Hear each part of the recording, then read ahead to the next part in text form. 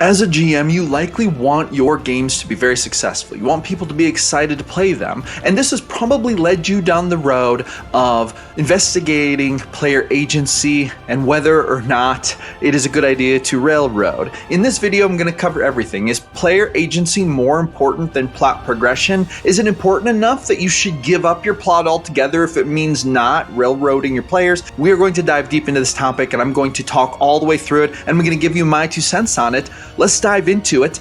You're not going to want to miss this.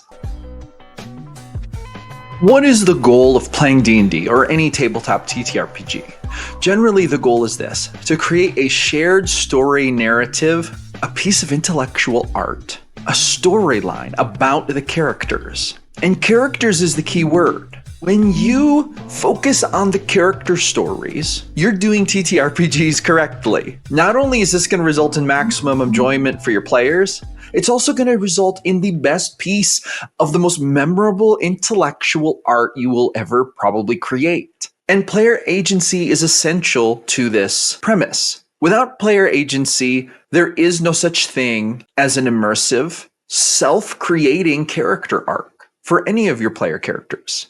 Thus, player agency is essential and crucial to success in TTRPGs. However, does this mean that plot has no place? There is a very important question to be asked here. If you make a plot as a GM and you try in any way to get the characters to follow this plot, does it mean that you are railroading them and taking away player agency?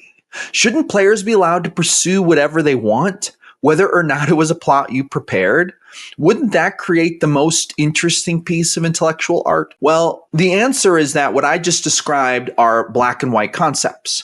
They are black and white sides of what is generally a middle ground and a gray area where the GM and the players play together to create the most awesome narrative story arc possible. And as a GM, it's really important for you to understand how to walk this middle line to not only give plenty of player agency, like as much as the players could possibly want, but also so that there is something going on, something for the players to interact with. Call it a plot line, call it a story progression, call it a background, world context, right? There are a lot of different ways that this can be done. But the truth is, in the complete absence of any kind of plot progression at all, the game is probably going to fall stale and not be very fun, even for the most sandboxy of player characters. So I'm going to give you some tips about how to give player agency while still having a plot progression that is good for your story and good for your players and good for the fun of the game without taking away any player agency at all. And it really all starts with one really important concept. Focus on plot lines that you set in front of the players, but are completely willing to let go. Let me explain what I mean by this. Let's say that you are sitting down to play a game of D&D. Your players have come up with characters. You're ready to go. You've given them some world information, some background information. This is great, but it is context. Maybe you have set some plot point examples down. Maybe you've even written out the goal of the campaign. Maybe you've said, this campaign is going to be about you conquering this dungeon that has been impossible to conquer for hundreds of years. They say that a great monster lives in the back of the dungeon guarding a massive treasure hoard, but every group of treasure hunters that have ever gone here, they have been obliterated and they have never returned. You have been hired, and this is like a conceptual entry point for the campaign. So this has already happened. You have been hired by the captain of a local fighters guild who believes that he can conquer the dungeon, but he needs the right help. He has hired you, noble adventurers, to help him in his quest. He has chosen each one of you specifically through a rigorous application process, and you are the final team. You're the chosen ones. You're going to begin the game literally walking into his quarters and shaking his hand after accepting the job. And at this meeting, you are expecting, because he told you that he was going to give you the final details about the plans for conquering the dungeon. Okay, now I have laid out some context here, and I have laid out a potential plot line, potential being a really important word. With that being said, here's where player agency comes in, and here's where you have plot progression, and you focus on character story arcs while not taking away from player agency. Right off the top of my head, I have probably planned on a campaign where the characters are going to be joining this captain, raiding the dungeon, and fighting the monsters inside of it. With that being said, as you experienced GMs out there know, this could very quickly go in the wrong direction. This could very quickly go in a direction I never expected. Perhaps the players come into the room with the captain, and in the very first session, they look at each other, they nod, they draw their weapons, and they slay him. What now? What is going on? Is this going to ruin my plot? Well, the truth is it's going to change it. What do I do about this? Let's take it a step further. Let's say that the players slay the captain. They take his loot, they loot his office. He has quite a bit of expensive gear in there. He's got some money in there. And then they say, screw that dungeon. We don't want to die. Let's leave town. Let's go in the opposite direction. Okay, now, there is something to be said for player characters not respecting the hard work that the GM has put into the game, and that this would be a rude thing to do. But this is a player character conversation. And as a GM, it's up to you to decide if you want to play with people who do or do not live out this belief, this philosophy. Personally, I actually do not get offended or even that upset if people do not stick to the storyline unless we have had a serious conversation where I say, hey, the storyline in this one is kind of the core thing. You know, the idea in this campaign would be to follow it. And if you do not want to follow storylines, you know, and plots that are kind of predetermined, then this probably isn't the campaign for you. It is super fair to have that conversation up front. If you have not had that conversation up front, though, I will say this. I think that we as GMs need to expect the unexpected all the time. And this leads me to the next part, basically the next tip for how to handle this wild, like players slaying the captain and going in the opposite direction. I need to be ready to let that plot go and quickly put another plot in its place. Basically, what I want to do is I want to focus on giving characters the free will to have full agency while also keeping plots ahead of them so that they could choose to embark on them. And in so doing, I want to let the player characters tell the story of their characters, and I want to roll with them, cooperate with them in doing that. That's the goal, right? That's my goal as GM. That's what I want to do to give ultimate player agency. So here's what I'm going to do. Let's just say, for example, that they slay the captain, they take his stuff, and they leave in the opposite direction. Okay, at this point, the dungeon is probably out. Even though that was the whole storyline that brought it together to begin with, well, that's probably out right now, right? That is not to say that it may not come back into the picture somehow. For example, if the players continue to run away with it, maybe they start to be plagued with dreams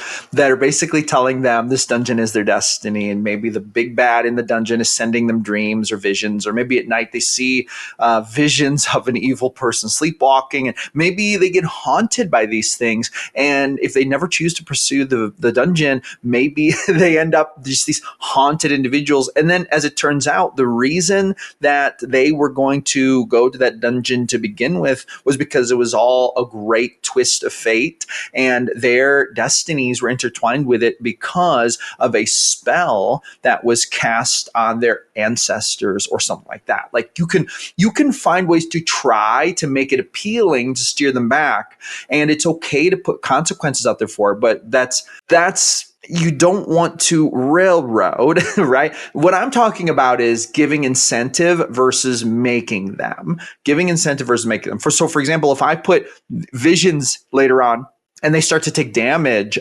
every day, more and more damage until they go to the dungeon, basically forcing them to do it, that's dirty. That's not fun. What is okay is maybe giving a vision here and there where they're like, oh, they wake up from a nightmare and then they had the vision and then it kind of bothers them for a minute, but then they go about their business. See, this is different. This is just a little reminder. Hey, you know what? That dungeon's still there, but that's not like forcing them to do it. And that's kind of the difference there. So here's what I'm going to do. I'm going to get the map out. I'm going to say, okay, hey, where do you want to go? And they're going to be like, hey, let's go to this village that's 20 miles east of here, right? And they're going to travel down the road.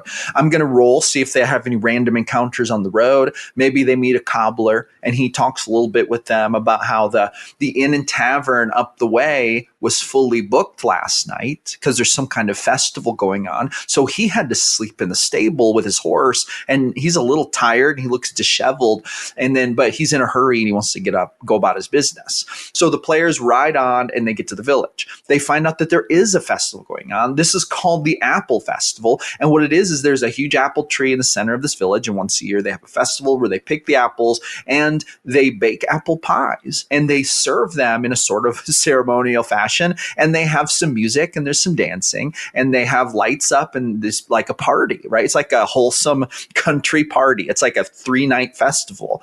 There may be also some gift giving and some games. With that being said, the players notice that there is a shadowy figure tailing them at the party. Come to find out, the Fighters Guild, upon realizing what happened to their captain, has sent someone to follow the party and to report back because they're preparing another party of adventurers to basically come after them to get revenge for the captain. Now, these men are outlaws, men or women or whoever, monsters, maybe there's some bugbears.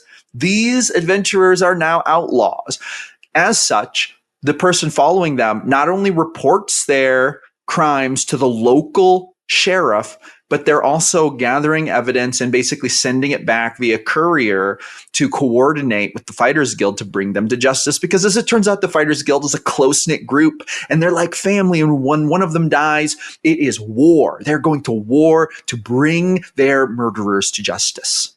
Now, quick before I go any further, I just want to say that if you do struggle with coming up with plot points fast like this, or plot arcs, or like different things to throw at the party, if you struggle with coming up with that like on the cuff, I have an ebook called the Ultimate Plot Randomizer that's completely created to help you do this. It has 4 D100 tables. You can random roll plot arcs on the fly all day long, thousands of unlimited plot arcs, put your own creative twist on them, put them into your stories, and you will never run out of plot arcs. You can roll on the hook, the conflict, the conclusion, and even wild, wacky stuff to throw in there.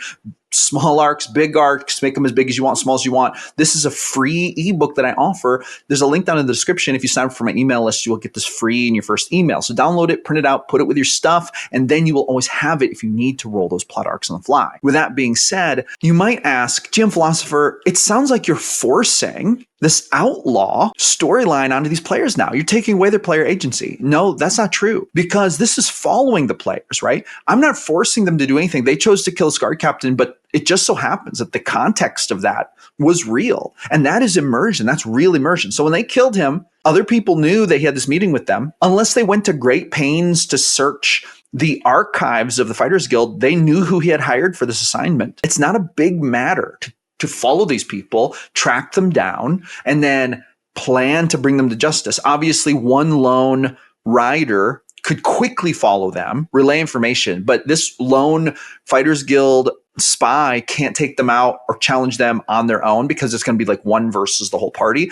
But there is this annoying person following them who is slippery and is going to try not to get caught. Meanwhile, now they have to deal with the local sheriff, maybe 2 deputies. But if they fight them, they're going to have an even bigger legal problem. Maybe the local rangers will get involved. Maybe other local guilds will get involved. They could quickly spiral this into like a bandit raiding party scenario. And that could even lead to local militaries getting involved. And this is all just story generated by the players' actions. And how the players handle that is up to them. For example, they may turn themselves in. They could choose to fight. They could choose to try to change their identities and just like slip away from the problem. They could choose to, by night, flee, try to lose their tail, and just start a new life 100 miles from here, 1,000 miles from here. They could disappear into the wilderness where none of these other people are willing to go. And then those adventures will continue in whatever direction they want to go. But see, the thing is that I didn't stay hung up on the dungeon in the beginning.